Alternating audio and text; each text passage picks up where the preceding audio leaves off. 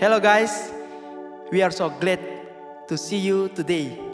Guys, mari bersama-sama kita mengarahkan hati kepada Tuhan untuk datang menyembah Tuhan, menikmati hadirat Tuhan, dan meyakini bahwa pertolongan kita adalah di dalam nama Tuhan yang menjadikan langit dan bumi serta segala isinya, dan yang tidak pernah meninggalkan hasil perbuatan tangannya. Kiranya Allah Tritunggal, Allah Bapa, Putra dan Roh Kudus menyertai ibadah kita dari awal hingga pada akhirnya. Amin.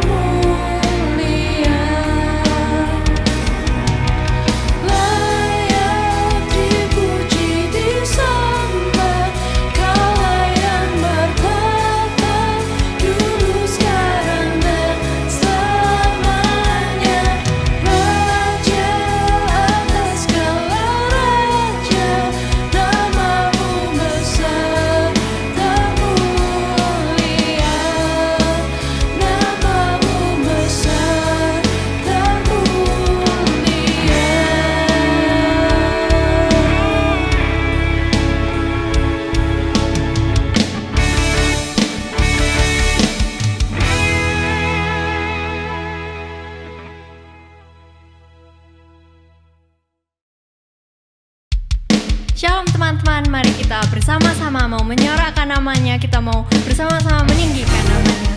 Kita mau pujikan dia, sebab dia adalah Raja atas segala raja. Terpujilah nama-Mu Tuhan.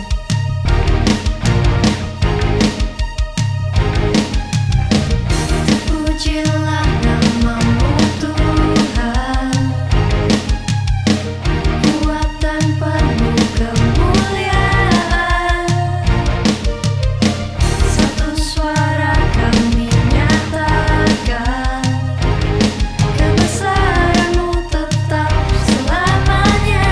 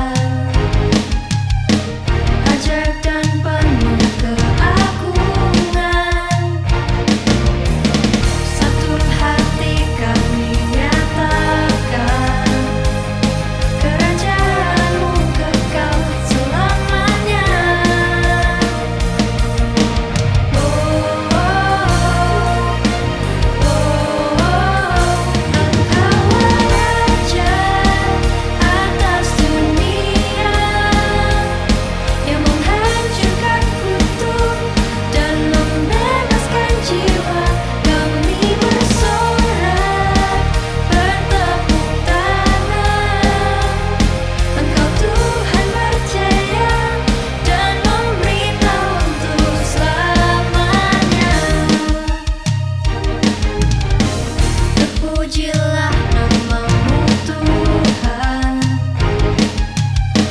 ajaib dan penuh keagungan. Satu hati kami nyatakan, kerajaan-Mu kekal selamanya.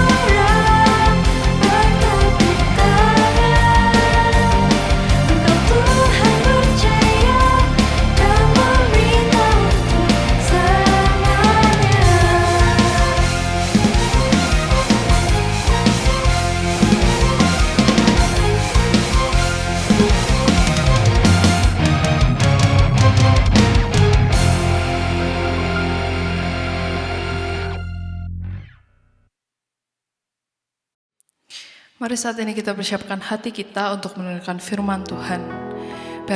Biarlah hati kita boleh penuh dengan kasih-Nya, boleh penuh dengan firman Tuhan. Biarlah sungguh kehidupan kita boleh memancarkan terang kasih-Nya. Penuhi hatiku dengan hadir-Mu.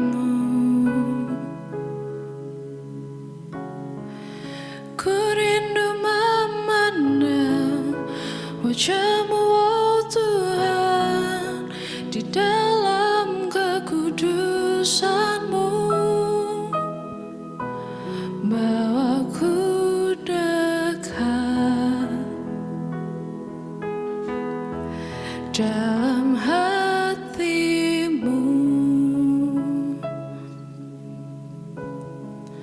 Ku rindu mendengar suara-Mu, oh Tuhan, di tempat kudus-Mu sekarang. Ku rasakan kasih-Mu dan indahnya kekudusan-Mu. Penuhi dengan kasih-Mu, diam di hadirat-Mu. Ku mengangkat tanganku dan ku bersyukur menyembah-Mu. Penuhi dengan kasih-Mu, diam di hadirat-Mu.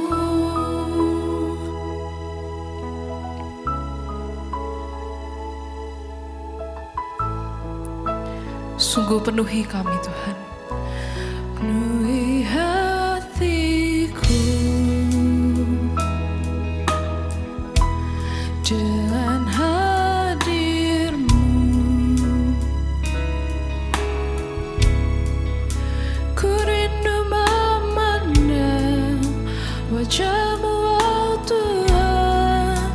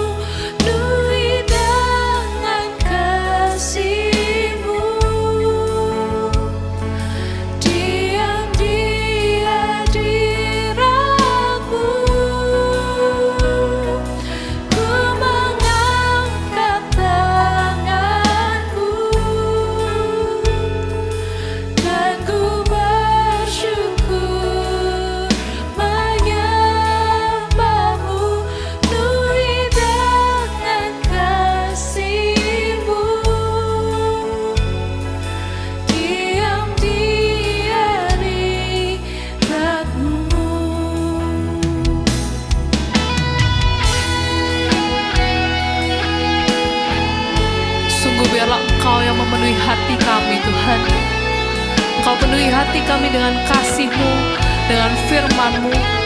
Biar sungguh Tuhan kehidupan kami boleh memancarkan terang kasih-Mu.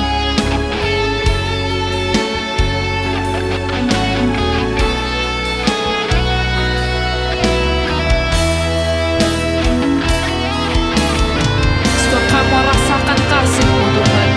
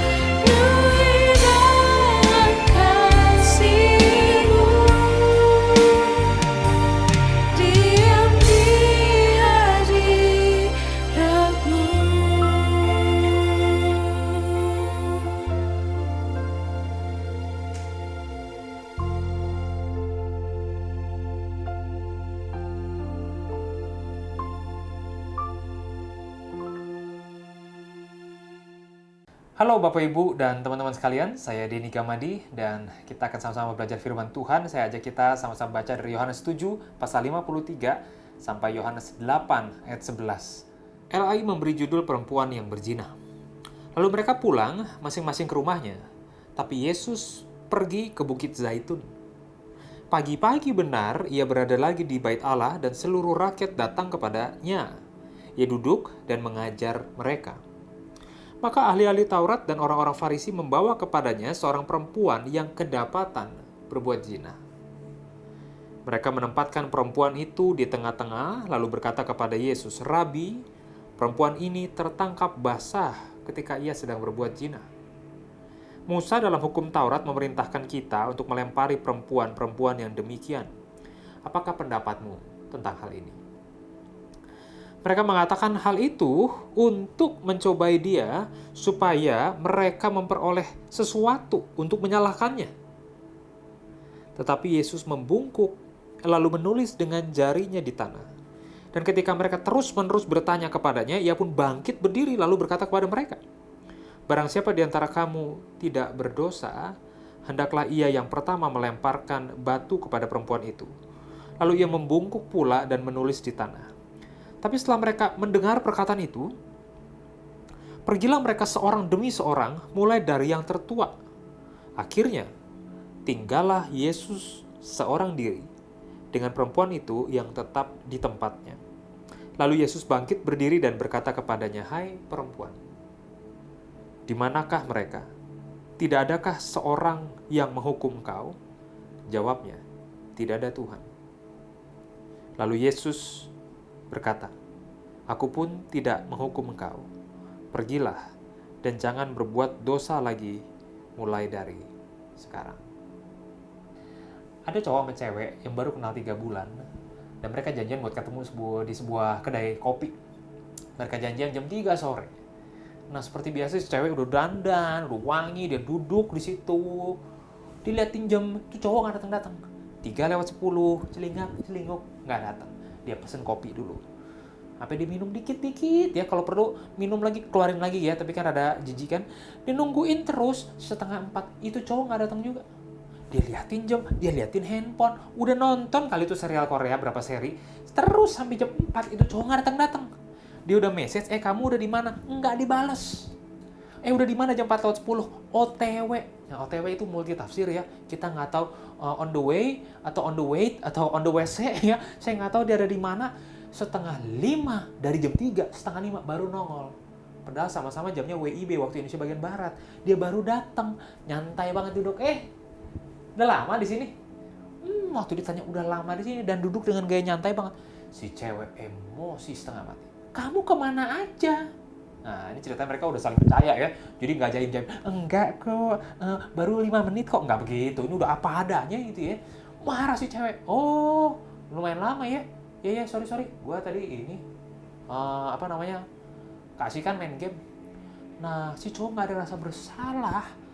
Dan itu hari mungkin si cewek juga lagi emosinya tinggi. Terus si cewek bilang, hah?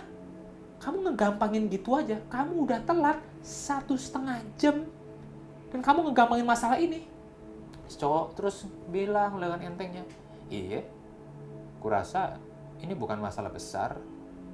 Meledak lah itu cewek. Itu ice coffee dia siram ke baju si cowok. Terus si cewek bilang, oh sorry ya, menurut aku ini juga bukan masalah besar. Waktu dia siram kopinya kayak gitu. Nah teman-teman sekalian, kita sering ngelihat sebuah masalah enteng, berat dari sudut pandang kita. Kadang buat kita, mbak, nggak ada masalah. Padahal buat orang lain begitu salahnya. Nah tapi nggak fairnya adalah gini. Kalau ngomong soal keadilan, kita bisa menghakimi dengan sangat cepat. Ini salah banget dari sudut pandang kita. Tapi kita nggak mau dihakimi dengan cara yang sama. Kalau ngomong kasih dan keadilan, ada ketegangan, kita mau dikasihi. Tapi ketika harus menghakimi, kita paling cepat. Apalagi kalau kita orang yang selalu baik. Tapi anehnya, orang yang ngaco pun, kalau ngomong menghakimi, paling cepat menghakimi orang lain. Kan dia merasa dirinya baik-baik aja. Pernah nggak punya pengalaman kayak gitu? Kita rasa kita nih baik-baik aja, dan orang lain yang ngaco yang salah. Pertanyaannya gini, kalau Tuhan diperhadapkan dengan keadaan seperti itu, Tuhan diperhadapkan dengan orang yang benar-benar ngaco, benar-benar salah, kira-kira apa yang akan Tuhan lakukan? Nah, kita catat tadi pagi-pagi benar. Jadi mungkin masih gelap gitu loh. Masih subuh. Yesus baru selesai berdoa, menikmati waktu dengan Allah Bapa. Dia datang ke bait suci dan dia mengajar. Yesus mengajar di bait suci, mengajak orang banyak duduk. Waktu dia lagi bicara, tiba-tiba pintu didobrak gitu ya. Pintu dibuka, lalu datanglah ahli Taurat, orang-orang Farisi, dan segerombolan itu banyak orang menyeret satu orang perempuan ke tengah-tengah mereka.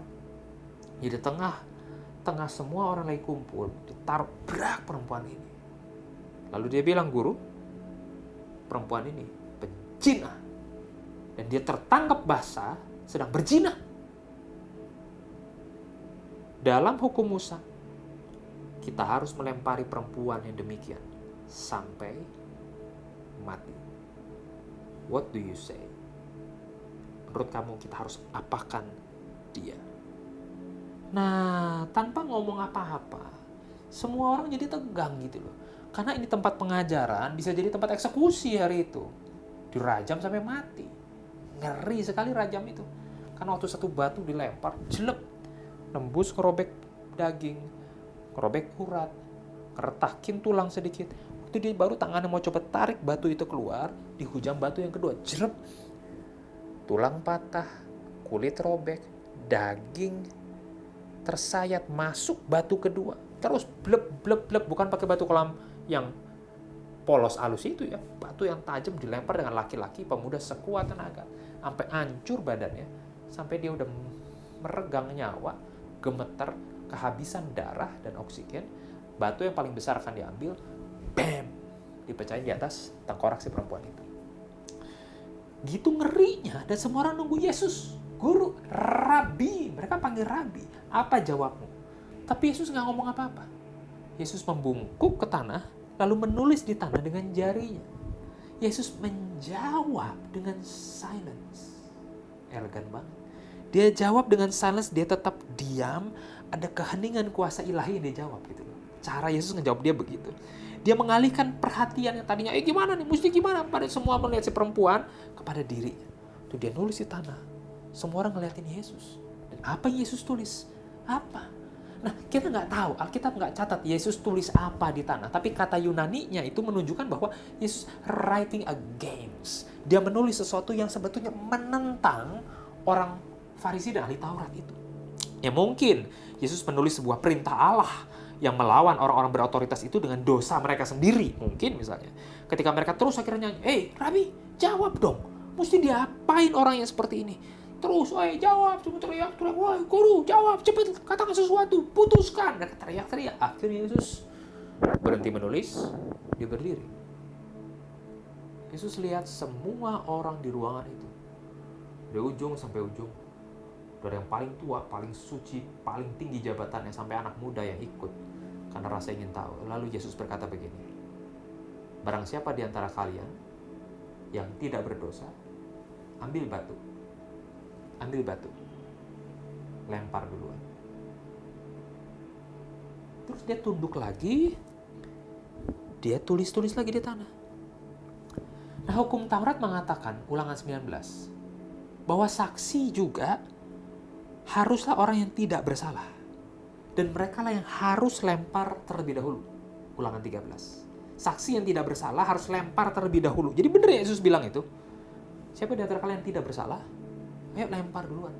Nah sekarang Yesus bikin para pemilik otoritas tersudut. Kenapa? Nggak ada yang berani lempar. Semua diem.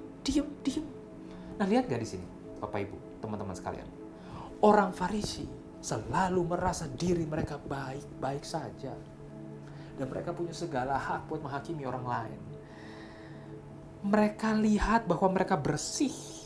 Ya ada sedikit kekotoran, ada sedikit salah, tapi nggak sekotor perempuan berzina ini. Ini ngaco, ini pelakor ini. Perempuan yang begini mesti mati. Namanya sihir itu. Dosanya kotor, ketahuan lagi. Nah memang benar bahwa perzinahan dosa yang serius di Alkitab. Tapi jangan salah, orang-orang ini sudah menyelewengkan hukum yang menyatakan bahwa kedua pelaku harus ditangkap. Ya berzina mesti ditangkap laki-laki sama perempuan. Nah di sini hukumnya diselewengkan karena kita lihat gak, di mana si laki-laki? Gak ada bukan? Yang dibawa cuma si perempuan ini. Si laki-lakinya gak ada, gak kelihatan ada di mana dia. Jadi artinya cara mereka menghakimi, menyatakan kebenaran, udah salah. Caranya nggak benar. Ya kalau benar sesuai hukum kan ya dua-duanya laki-laki dan perempuan ini caranya udah salah. Oke lah kita bilang, ya mereka caranya salah. Tapi kan motivasinya benar. Menjaga kekudusan orang Israel, menyatakan yang salah. Menunjukkan supaya orang lain jangan ikut yang salah. Motivasinya benar dong, ternyata enggak. Tadi kita baca Alkitab catat, motivasi mereka juga nggak mulia. Mereka lakukan ini untuk menjebak Yesus. Agar mereka mendapatkan sesuatu untuk mempersalahkan Yesus. Lihat gak? Ini orang yang paling kudus, orang Farisi, ahli Taurat, orang terpandang, orang religius. Cara menghakimi, menaikkan keadilan salah. Orang pikir motivasinya mungkin mulia, ternyata enggak. Motivasi mau membunuh Yesus. Mau menyingkirkan Yesus. Itu motivasi mereka. Nah, karena gini loh. Kalau misalnya Yesus bilang, oke, Allah adalah kasih. Saudara, kita ampuni dia ya. Kita ampuni ya. Setuju ya? Voting ya. Semua ampuni dia ya. Kalau Yesus bilang ampuni, Yesus akan dituduh melanggar hukumnya Musa. Lihat jebakan ya kan. Tapi kalau skenario kedua, Yesus bilang, oke, hukum Musa bilang apa? Bunuh kan? Ya, mari, yuk kita bunuh dia. Sama-sama kita bunuh hari ini. Mereka bilang lagi, nah, ayo kita laporin ke Emporium Romanum. Ini ada seorang Yahudi yang influential berusaha melakukan hukuman mati, capital punishment, yang di zaman Yesus tidak boleh dilakukan oleh siapapun kalau bukan pemerintah Roma. Kalau Yesus bilang bebaskan, kasih, wah kamu melanggar hukum Musa bilang lempar sampai mati. Kalau Yesus bilang hukum mati, nah kamu melanggar Romawi, kamu harus ditangkap tentara. Lihat kan liciknya, orang-orang mengaku dirinya itu kudus dan suci. Dia pakai berbagai cara untuk menghancurkan Yesus dan menghancurkan hidup perempuan ini. Dan mungkin perempuan ini sengaja diincar untuk dijadikan umpan untuk menangkap Yesus. Kalau itu betul, waduh jahatnya luar biasa. Dia pakai manusia, diperlakukan seperti binatang, diarak sepanjang jalan dengan luka-luka dan baju yang sobek hanya untuk menangkap Yesus. Karena aneh, bisa kedapatan berbuat zina di malam itu juga tanpa si laki-laki, as if ini semua settingan politik untuk menjatuhkan Yesus yang sudah lama menggelisahkan mereka. Jadi caranya salah, motivasinya jahat. tapi mereka merasa mereka punya hak untuk mengadili orang lain. Inilah dia, teman-teman dan Bapak Ibu, saudara sekalian. Kita bicara keadilan Tuhan. Ada satu pleset yang gampang sekali kita jatuh. Ini Yesus tunjukkan dengan cara menulis di tanah. Dan kalimat yang sangat singkat. Barang siapa tidak berdosa, lempar duluan. Dan dia kembali lagi tulis di tanah. Tahun ini banyak hal yang berat sudah terjadi. Dan bagaimana kalau tahun ini adalah tahun terakhir kita hidup di dunia? Maka itu akan jadi hari yang mengerikan ketika kita dibawa ke penghakiman Allah. Kenapa? Karena penghakiman Allah tidak kenal belas kasihan. Kita akan dibawa seolah-olah ke satu ujung tebing yang curam. Dan di bawahnya penuh dengan batu-batu tajam. Seperti itu penghukuman akan dihancurkan. Kenapa? Karena dosa menuntut hukuman. Gak free. Apa yang saudara lakukan akan dihukum seperti itu. Sudah diajarkan dari hukum Taurat dan segala macam. Nah, masalahnya adalah kita lebih sering melihat dosa orang lain. Betul kan?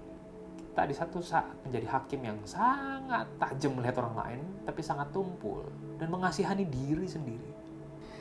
Saya lanjutkan ceritanya. Kemudian Yesus menunduk untuk kedua kalinya dan menulis di tanah. Kemungkinan tafsiran dia menulis dari Keluaran 23 ayat 7 yang berbunyi, menjauhlah dari perkara palsu, biarkan Allah mengadili. Saya ulangi, menjauhlah dari perkara palsu dan biarlah Allah mengadili. Dan tiba-tiba sesuatu terjadi. Tertusuk oleh rasa keberdosaan mereka, satu-satu orang di ruangan itu keluar, mulai dari yang paling tua. Orang yang paling tua itu dianggap yang paling saleh. Yang janggutnya paling panjang, rambutnya paling putih itu keluar, gak berani ambil batu. Yang lebih muda ngeliat, si kakek gak berani lempar. Orang yang ku respect di desaku sebagai orang yang kudus tidak berani lempar. Apalagi gua. Dia keluar. Sampai anak muda ngeliat yang tua-tua semua tidak ada yang merasa diri cukup layak melempar. Anak muda juga keluar. Sampai ruangan itu senyap. Kosong. Yang tersisa cuma dua. The greatest fear, ketakutan yang terbesar, yaitu si perempuan. Dan the greatest love, kasih yang terbesar, yaitu Yesus Kristus. Cuma dua di situ. Nah sekarang gini, firman Tuhan bilang, siapa yang tidak bersalah boleh lempar duluan. Saya tanya, dari antara semua orang yang ada di ruangan itu, siapa yang tidak bersalah? Ada nggak? Ada. Namanya Yesus. Jadi boleh dong setelah semua orang keluar, Yesus berkata pada perempuan itu, perempuan, di manakah semua orang? Tidak ada yang menghukum engkau? Tidak ada Tuhan. Baiklah kalau begitu, iya. Boleh dong. Karena memang dia yang kudus dari Allah. Dia adalah anak Allah Maha Tinggi. Dia yang tidak bersalah di antara semua orang yang ada di situ. Dia kalau ditanya siapa yang berhak menjatuhkan, ya Yesus. Yes. Tapi tadi kita baca kelanjutannya. Yesus berdiri. Beralih pada perempuan itu. Artinya tadi dia nulis tempat lain, dia menunjuk yang lain, tapi kali ini dia berdiri, dia beralih kepada perempuan itu, lalu bertanya, hai perempuan, di manakah mereka? Tidak adakah yang menghukum engkau? Yesus memanggil perempuan ini dengan lembut. Tahu dari mana?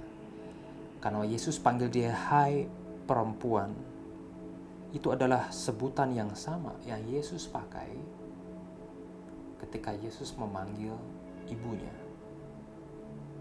Bayangkan itu. Jadi Yesus melihat perempuan dengan penuh hormat dan penuh belas kasihan.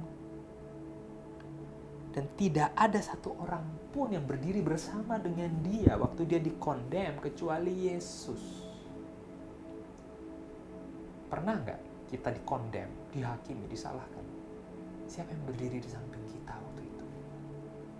Dalam kisah ini, ketika tidak ada seorang pun berdiri di samping si wanita, si perempuan pezina ini, Yesus ada di sana. Ya, waktu dia dapat tidak ada Tuhan. Jawaban Yesus itu berkata, aku pun tidak menghukum engkau. Pergilah, jangan berbuat dosa lagi, mulai dari sekarang.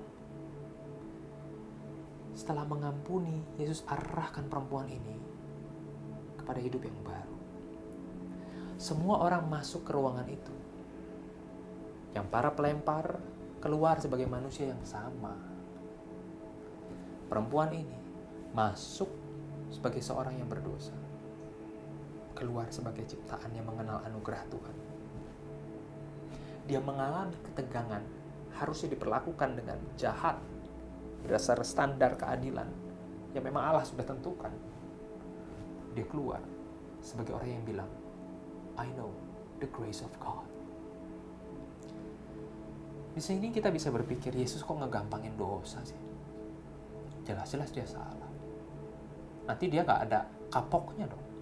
Di mana efek traumanya? Mesti dikasih sanksi lah. Seenggaknya kita cambuk dia 30 kali sampai badannya jelek, copot, mukanya hancur, sampai gak ada laki-laki lagi yang mau tidur sama dia. Nah, pergilah. Jangan berbuat dosa lagi mulai dari sekarang. Loh kok enteng? Mana keadilan Tuhan kalau kayak begini? Beberapa tahun setelah itu, Yerusalem gempar. Semua desa bicara, semua orang membahas. Pemerintah Roma akan lakukan satu hukuman yang paling memalukan, paling menyakitkan.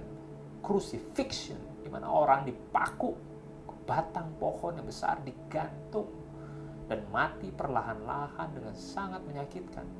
Oh, seorang yang sangat jahat pasti. Berita itu sampai ke telinga perempuan ini. Si perempuan pejinah yang udah hidup baru. Dia bilang, siapa?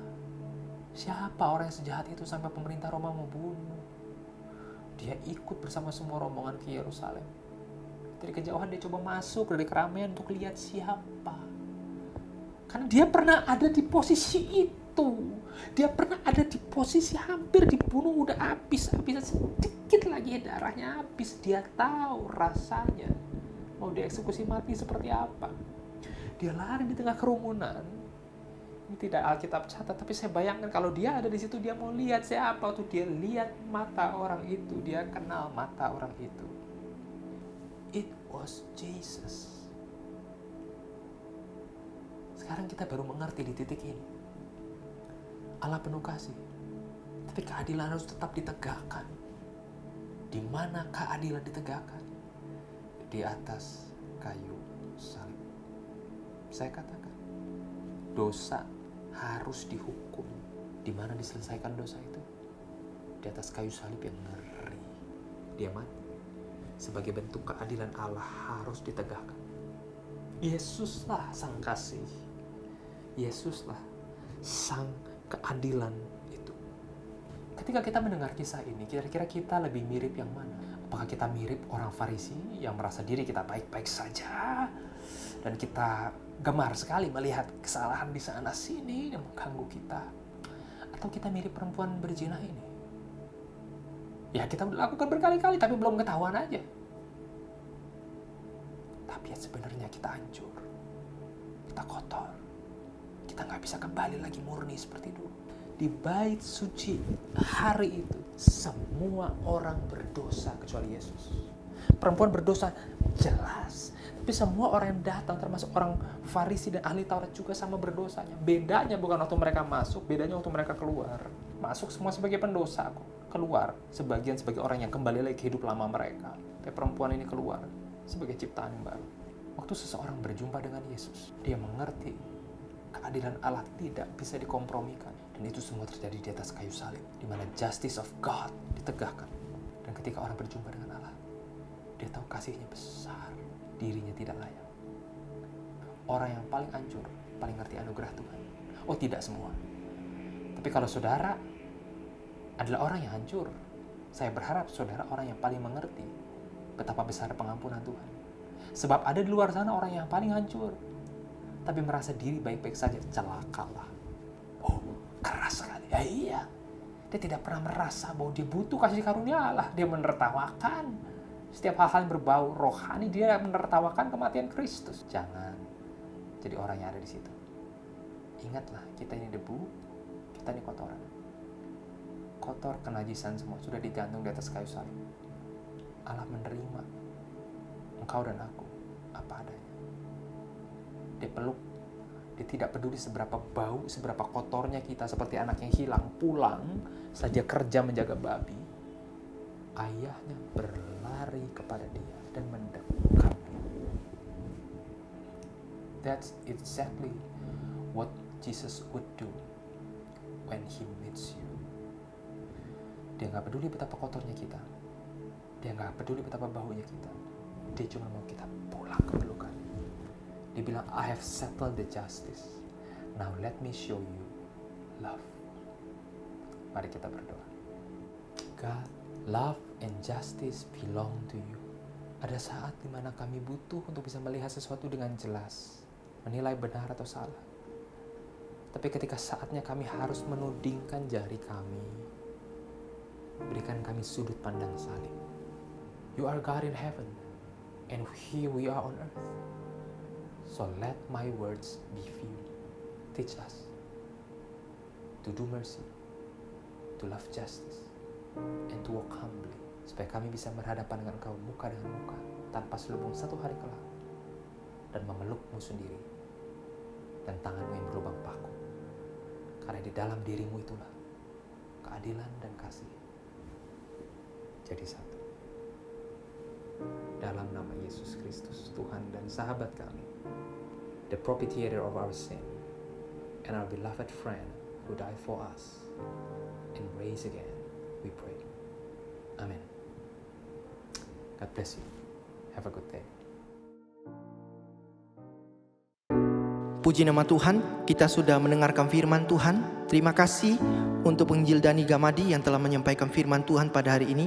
Tentunya teman-teman, kita semua terberkati melalui firman Tuhan yang mengencourage setiap kita.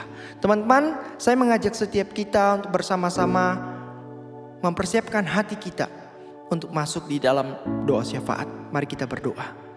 Bapa di surga, Bapa yang mengasihi kami, Bapa yang selalu hadir di dalam perjalanan hidup kami. Di usia kami yang produktif ini Tuhan, kami tidak mau menjadi seorang penonton. Namun lebih daripada itu Tuhan, kami mau menjadi pelaku-pelaku kebenaran firman Tuhan. Menjadi anak-anak yang kuat, yang tangguh, yang mampu menghadapi segala tantangan karena Tuhan beserta dengan kami. Tuhan, kami berdoa mungkin pada saat ini ada dari rekan-rekan kami yang galau dengan feeling mereka ataupun yang mengalami sakit secara fisik Tuhan. Di masa pandemik ini Tuhan, Engkau datang, Engkau menjamah setiap mereka, Engkau kuatkan mereka, satukan mereka dengan Engkau, supaya pengharapan mereka bukan pengharapan yang sia-sia, namun pengharapan yang penuh di dalam Engkau ya Tuhan. Bapa di sorga, di masa-masa kami PSBB ini juga Tuhan, kami memohon Tuhan Yesus supaya kami tetap sehat dan bugar, bahkan kuat, bahkan mempunyai passion untuk mengikuti sekolah secara online. Dan juga kami sekalipun mungkin saja yang bekerja dari rumah, Tuhan juga berikan kami hikmat untuk bisa melaksanakan semua tugas dan tanggung jawab kami di tengah-tengah pekerjaan yang ada ya Tuhan. Bapa di surga, kami juga berdoa mungkin dari rekan-rekan kami, anak-anak muda di seluruh Gloria yang bergumul di dalam mencari pekerjaan. Tuhan, kami percaya Engkau Allah yang menyediakan segala sesuatu. Engkau tahu yang terbaik bagi setiap anak-anak. Oleh karena itu Engkau hadir di dalam hidup mereka. Berikan mereka kekuatan, berikan mereka pengharapan, dan supaya mereka tidak menjadi seorang yang putus asa, namun mereka menantikan dengan penuh iman bahwa janji-Mu adalah ya dan amin. Tepat pada waktunya Engkau menyediakan tempat pekerjaan yang terbaik bagi anak-anak-Mu. Kami juga berdoa Tuhan Yesus, mungkin pada saat ini ada banyak anak-anak muda juga yang belum tahu memilih pasangan hidup. Mereka belum tahu pasangan mereka pada saat ini Tuhan. Engkau yang hadir di dalam perjalanan hidup mereka untuk bisa bersama-sama mereka menggiring mereka.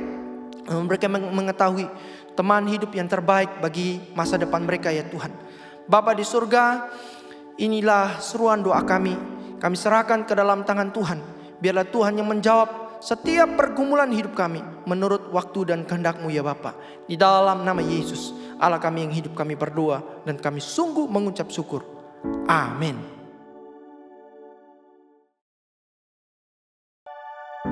Teman-teman, mari kita mengikrarkan pengakuan iman kita seturut dengan pengakuan iman rasuli. Dan baiklah setiap kita orang-orang yang percaya mengaku demikian.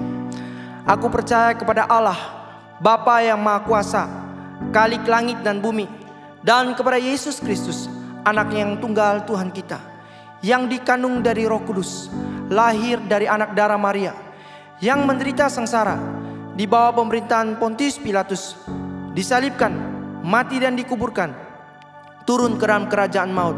Pada hari yang ketiga, bangkit pula dari antara orang mati, naik surga, duduk di sebelah kanan Allah, Bapa yang Maha Kuasa. Dan dari sana ia akan datang untuk menghakimi orang yang hidup dan yang mati. Aku percaya kepada Roh Kudus, gereja yang kudus dan am, persekutuan orang kudus, pengampunan dosa, kebangkitan tubuh, dan hidup yang kekal. Amin. Sebelum kita mengakhiri ibadah kita, mari bersama-sama kita meresponi firman-Nya. Layak dipuji, disembah. Layak dipuji, disembah. Kaulah yang bertahta dulu, sekarang, dan selamanya. Raja atas segala raja, namamu besar termulia.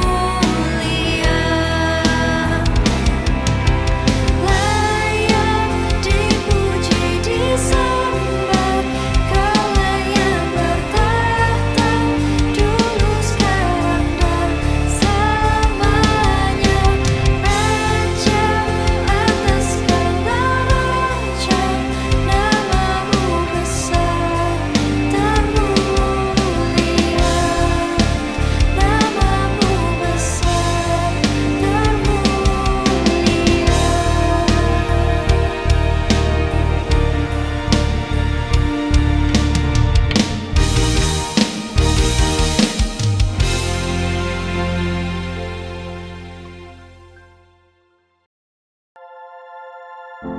Guys, kita bersyukur hari ini kita sudah mendengarkan firman Tuhan, kita sudah berdoa bersama, kita sudah memuji Tuhan. Dan di akhir dari ibadah kita pada saat ini, saya mengajak setiap kita untuk bangkit berdiri bersama-sama.